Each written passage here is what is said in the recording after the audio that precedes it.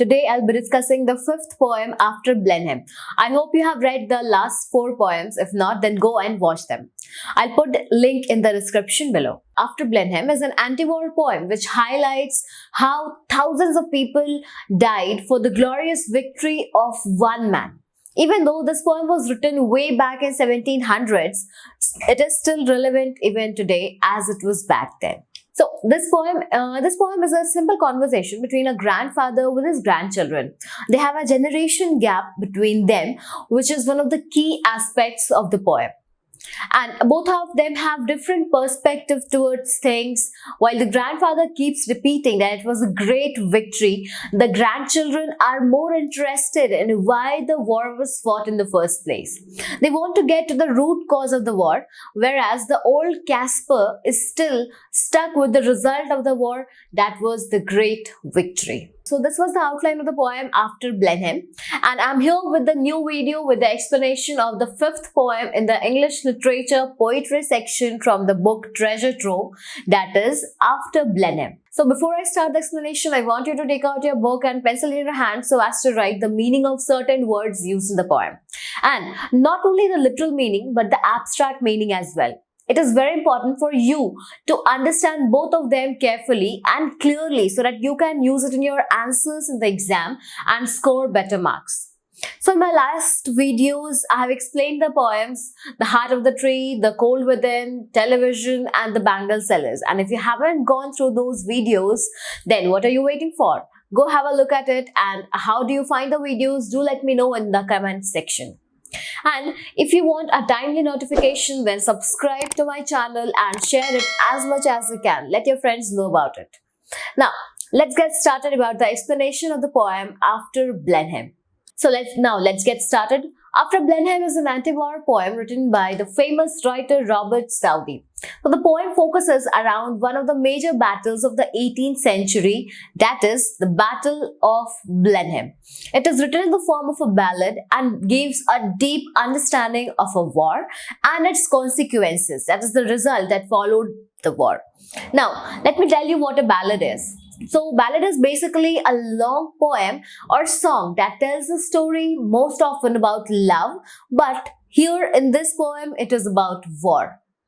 So, the 1704 War of the Spanish Succession, in which a combination of forces, including the English, defeated the France-Bavarian army on the land named Blenheim. So Blenheim is a small village in southern Germany which supplied the things needed for war. So the poet gradually opens up the scene of a former battlefield through a conversation between an old farmer named Kaspar and his grandchildren, namely Wilhelmine and Peterkin. So one of the kids has found something large and round, which his grandfather explains as a skull, which is one among the many to be found nearby. Similar examples we will see in the poem to support its main ideas, that is, the disastrous end of war and vulnerability of human life. So the poet has been very brilliantly written by the writer Robert Southey, and it is in a form of a simple conversation between a grandfather and his grandchildren, but at the same time portraying a very serious message, that is the futility of war. So the poem After Blenheim makes us think deeply about the purpose and result of the war, and even questions that is it even needed? War is even needed or not? So the war caused huge devastation and thousands of deaths. But old Kaspar, that is the farmer, seems to have an attitude which is not at all concerned towards this, as he claims it as a famous victory. And things like that must be his horrifying descriptions, followed by the casual sayings, create an effect of irony. It is ironic that it was a great war, but no one knows why. So let's get started with the explanation and stanza-wise summary of the poem. Watch the video till the end if you want to know the form and style of the poem, its theme and message. So After Blenheim as an anti-war poem, character sketch of Kaspar, the literary devices used in it, everything, and much information that you need to know about the poem So stay tuned till the end. So now let's get started with the stanza-wise summary of the poem. Watch the video till the end. If you want to know the form and style of the poem, the literary devices used, the character sketch of Kaspar, and many such information that you need to know, so that you can answer such questions if it is asked in the exam. And even though if it isn't asked, somewhere if you include it in your answers, then the examiner will be much impressed that yes, the child seems to be child seems to be well read and has gone through the poem very well. So it's very important to know the overall explanation of the poem, abstract meaning, everything. Okay, so now moving on to the first stanza of the poem. It goes like this. It was a summer evening, old Kaspar's work was done, and he before his cottage door was sitting in the sun, and by him sported on the green his little grandchild Wilhelmine. So the poem begins by picturizing a beautiful scene of the summer evening. So it is the time when most of the people return from their work. The days are long and tiring in summers and the sun rises late in the evening. So an elderly farmer named Kaspar, as I already told in the introduction of the poem. So an elderly farmer named Kaspar sits in front of the cottage watching his children, Wilhelmine and Peterkin, play on the lush green field. Means greenery there is in front of him, and on that greenery and on that green field, the grandchildren of old farmer Kaspar are playing. Now, moving on to the second stanza. She saw her brother Peterkin roll something large and round, which he beside the rivulet in playing there had found. He came to ask what he had found that was so large and smooth and round. So, as Wilhelmine was playing, she saw her brother Peterkin rolling something large, round, smooth, which he had found beside the river. Meanwhile, Kaspar was sitting round observing his actions. So out of curiosity, Peterkin takes that something to his grandfather to know more about it. And since he was a child, so he was not knowing that it was actually what it was actually. So he went to the grandfather to ask about that round, smooth thing. Now the third stanza. That was so large and smooth and round, old Kaspar took it from the boy, who stood expectant by, and then the old man shook his head, and with a natural sigh, it's some poor fellow's skull, said he, who fell in the great victory. So in this stanza, the elderly Kaspar took that round thing from the boy who was left in doubt about what it was.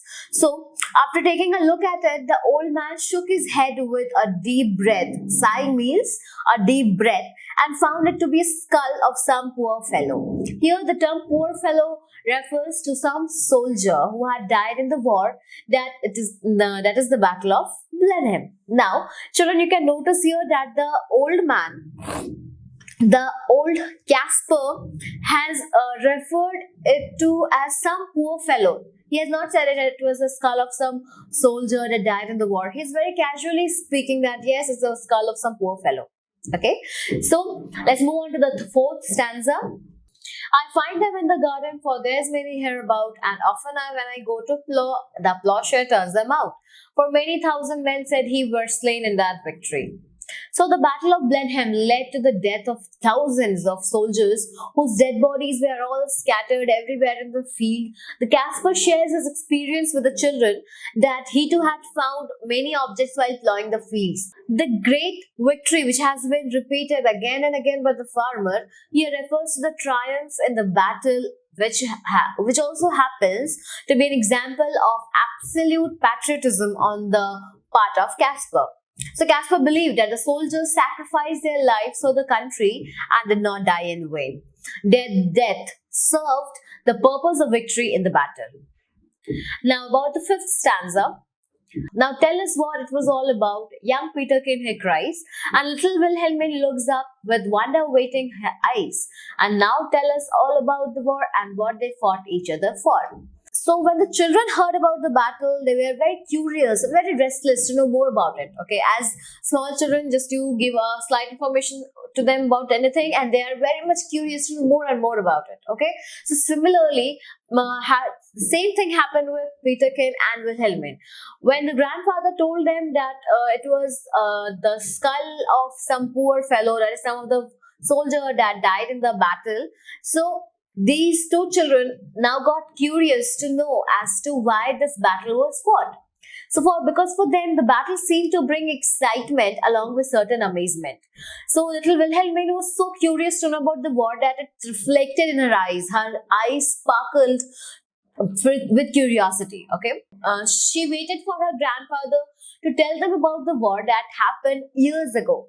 So the poet reflects upon the eagerness, that is, the feeling to know more and more about something, and the enthusiasm associated with the young age. As you can see that young children are very much excited and very much curious to know about everything they get to see around them.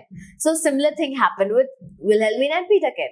And also you might have seen some small kids that they are not just satisfied with just one answer. If you answer one, they'll ask another question. When you will answer that, then a new question will come up, and it goes on and on. So the ability of questioning things and the curiosity, this is the unique quality which the kids have, and that fades away slowly as they grow up. So now the sixth stanza. It was the English, Kaspar cried, who put the French to rout, but what they fought each other for, I could not well make out. But everybody said, quoth he, that it was a famous victory.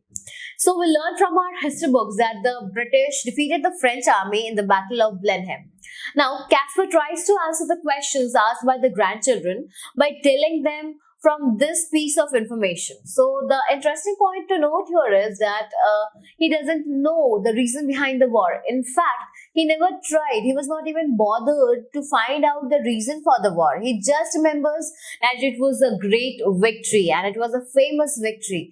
And this is the thing that is repeated again and again by him.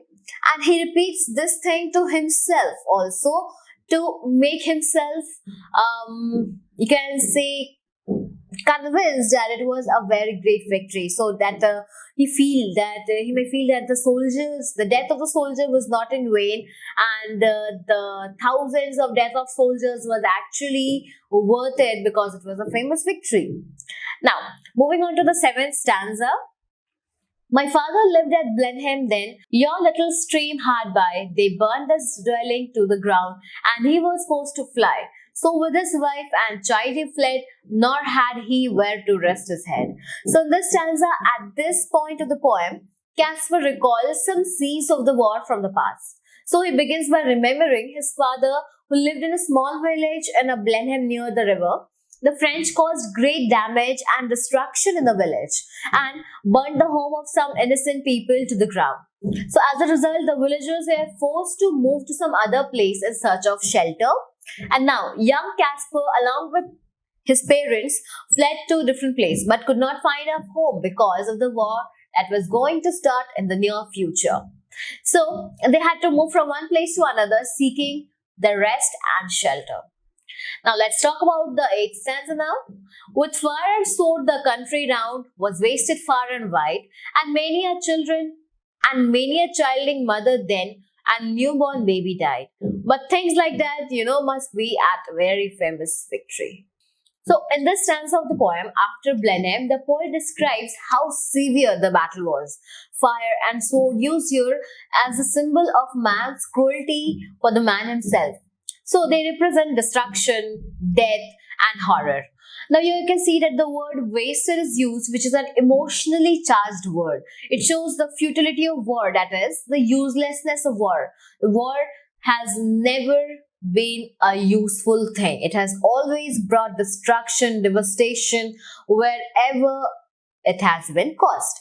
No, so the image of a mother and a baby killed in the war here makes us see the battle as devastating in both present and future.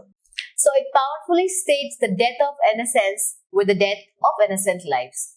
So whether he believes it or not, Kaspar has given up on the fact that death is inevitable. So the word inevitable means that death cannot be avoided. That is why he takes those killings very casually and thinks that it must be there at every such victory. Now here, famous victory is intentionally used by the poet to create a sense of irony. So let us see the ninth stanza. They say it was a shocking sight after the field was won, for many thousand bodies here lay rotting in the sun. But things like that, must be after a famous victory. So the poet goes on to describe the terror of the war. So there were thousands of dead bodies rotting in the field when the war was over. And there are some sound effects in the stanza with words like shocking and rotting. These words, when put together, gives us a greater idea about the terrible and horrific image of death. So the scene of rotting reduces dead men to the decaying flesh of a dead animal. So in this stanza, the poet uses his words to show how war not only takes away life, but also takes away dignity and humanity. Okay, so the dead bodies lying all around has been left there to rot in the field, and the scavengers like the vultures and eagles feeding on those dead bodies. So what has caused this war? Okay, so moving on to the next stanza, that is the 10th stanza. Great praise the Duke of Marlborough won, and our good Prince Eugene. Why, it was a very wicked thing, said little Wilhelmine. Nay, nay, nay, my little girl, quoth he, it was a famous victory. So the Duke of Marlborough and Prince Eugene, representing Britain, won the battle which lasted for days. So here Caspar praises the Duke and the Prince for having defeated the French and bringing glories to the nation. But now here, after listening to such an explanation about the war, such terrific and horrible explanation of the war, Wilhelmine is confused on hearing this because she feels that is it even worth that the Duke and the Prince to be praised after causing such a devastation after the war? So she claims that war is an extremely unpleasant thing, and she's wondering how her grandpa could sing praises of such a bloody war. Okay, so again, Caspar quotes that it was a famous victory. Now it is obvious that the old man is hiding all the destruction and pain caused by the war by repeating these two words. Okay, so he wants to keep all those things to himself and just wants to convince the children that it was a famous victory. Now, finally, sing the last stanza. And everybody praised the Duke who this great fight did win. But that good came is at last, quoth little Peterkin. Why that I cannot tell, said he, but it was a famous victory. So children, there's a famous saying that the victory has many fathers, but defeat is an orphan. So, staying true to these words, many people praise the Duke for having won the war, and Caspar recalls it with some sort of happiness and joy. But then Peterkin then asked more about the purpose of the war and then what it led to. What good did it do to the people? But the old man did not have any answer to such question, and all he knew was that it was a famous victory. So the poet again repeats a line that, but it was a famous victory. This line is the personification of irony in the poem. The war was fought over a very unimportant dispute, but it cost the lives of thousands and thousands of soldiers. The only thing that cannot be avoided in the war is the destruction of life and property. And victory cannot bring back all the lives which were lost during the war. So the poet questions the purpose and need of the war. The poem successfully conveys this message that war is futile and should be avoided at any cost. So that was a summary of the poem. I hope you all understood it well. Now let us see the form and style used in the poem. So as I already said earlier, this poem has been written in the form of a ballad. So ballad is separated by 11, this ballad is separated by 11 equal verses. So the poet has followed a particular rhyme scheme, that is A, B, C, B, D, D in all the stanzas except the second one. So the style used by the poet is a conversation, as I already said, that it's a conversation between two people belonging to completely different age. The younger age, which represents vigor, restlessness and curiosity, whereas the old age here shows experience, knowledge and accepting what happens without any active response or resistance. So in several stanzas of the poem, Southey uses alliteration to promote rhyme and makes it pleasant to the ears. So Southey's use of archaic speeches means archaic means the old way of speaking, as in nay, nay, my little girl, quoth he. An apostrophe by repeating a silent vowel, as in twas, helps to create an atmosphere of antiquity and makes the ballad even more interesting. So there is a line that comes at the end of some stanzas that is repeated, but it was a famous victory. And such repetition actually is another main feature of a ballad. Old Kaspar continuously repeats the sentence as this is only what he knows about war. But this is not what the poet wants to convey through his poem. In fact, the poet, that is Robert Southey, uses this phrase to portray the exact opposite, that it wasn't really a great victory.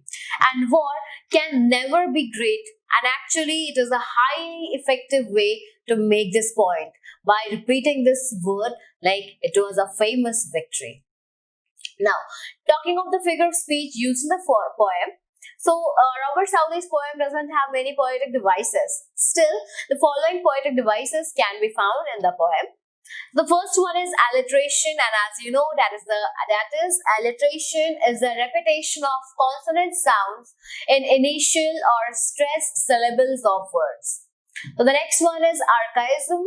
It is the use of archaic or obsolete words, means the words, old words, which I have already quoted before. Nay, nay, my little word, quoth he. Okay, so then there is irony, of which we were already talking when the old Kaspar says, but it was a famous victory, which was actually not a great victory. War cannot be great anyway, we know it very well. So the poet repeats the phrase to highlight the irony of people's ignorance of the real nature of the war. And people mainly focus that it was a great victory, but we need to know the other side of the war as well, that the devastation, the destruction that the war brings to the lives of thousands of innocent people. Okay. So now children, as we know that there is a character mentioned in the poem, that is Kaspar. So old Kaspar represents a common people who have particular thoughts and ideas that they stick to it no matter what. So people who glorify war without a reason, okay, which we call a stereotype. Okay, so he is conservative and wants to stick absolutely to the old ideas.